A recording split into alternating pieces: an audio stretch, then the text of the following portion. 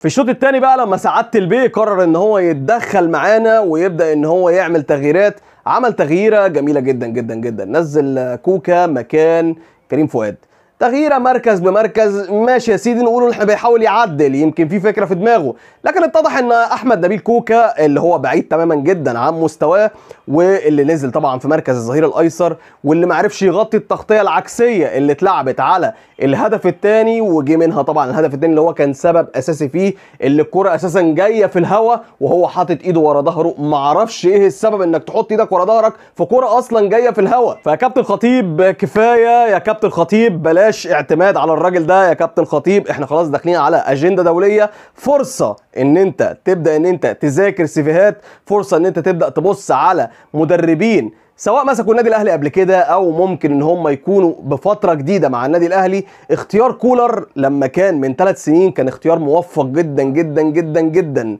اتمنى ثم اتمنى ثم اتمنى مره اخرى ان يكون اختيار مدرب كويس زي ما كان كولر في بداياته، ومدرب ما يزهقش من حته البطولات، ومدرب ما يزهقش من حته الضغوط زي موسيماني، ومدرب ما يكونش ماشي في شورتها زي طبعا رينيه فايلر. النادي الاهلي اعلى من كده بكتير، النادي الاهلي اكبر من اي مدرب، النادي الاهلي اكبر من اي حد. مدرب زي جوزيه ريفيرو انا كنت متوقع جدا ان هو هيمشي، واللي متابعني من الاول عارف كده، متوقع جدا ان الراجل ده مش هيكمل معانا لاخر الموسم، وان احنا هنختم الموسم بمدرب جديد يكون الفترة اللي جاية نمشي بعماد النحاس شوية لحد ما يتم الاعتماد على مدير فني جديد. دي مطالب جمهور النادي الاهلي من رئيس النادي الاهلي كابتن محمود الخطيب، واتمنى ان هو يسمعها كويس زي ما كان بيتقال جوه المدرجات.